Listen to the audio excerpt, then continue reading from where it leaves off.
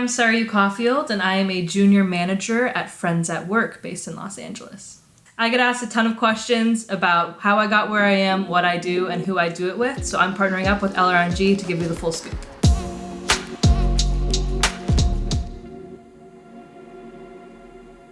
My biggest formative experience is probably the first concert I ever went to. It was Tim McGraw and Faith Hill. And I just remember being so in awe of everything that happened. It's still ingrained in my memory. So I think that was kind of where my spark of music and everything that could be and create really jumped. Not until later in college did I really start to look up to people in the music industry. One of my favorite teachers ever at USC outlined what a day in the life of an artist would be. I think it was Jay-Z or someone as an example. First thing that they're gonna do, they're gonna have assistants around them to help them with basic things. And then they're gonna have their manager who fields and is the point person for everything going on in his life. And then he outlined all of the things that Jay-Z might have going on in his life. So touring, there is money coming in with streaming, so there's a whole other thing. There's his label. We went through every single aspect of his day and the money that he's making every single day. You have streaming platforms and headphones or Tidal or whatever it might be. All of those systems that we just see Jay-Z from, our iPhone. How do all of those systems work? It's not just Jay-Z doing them. We talked about the agents who book all the shows. We talked about the business manager who's keeping track of all the money. We talked about the manager. We talked about the publicist, so what we see in media. We just went through the ins and outs of his day and kind of who makes everything happen in the flow of everything, and that really solidified to me. With every person you see on the TV, there's probably an army of at least 50 main players behind them really making that happen.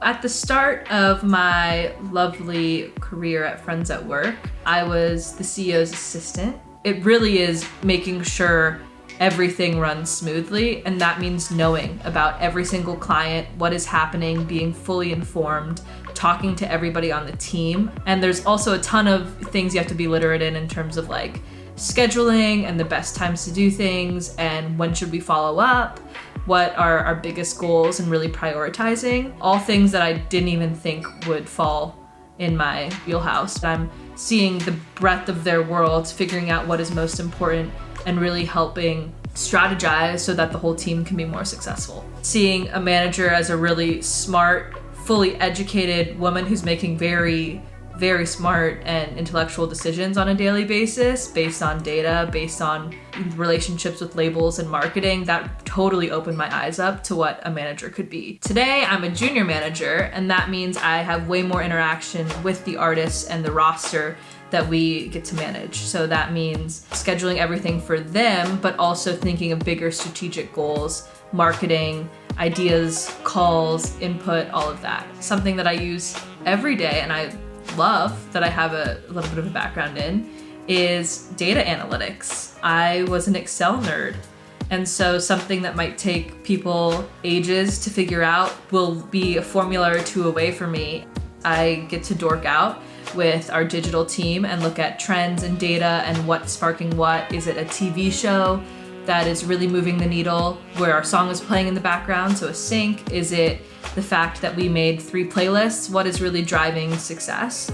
A lot of marketing, realizing how an album rollout should go, having assets and the idea and concept developed way ahead of time to really make sure the success of the album is cohesive.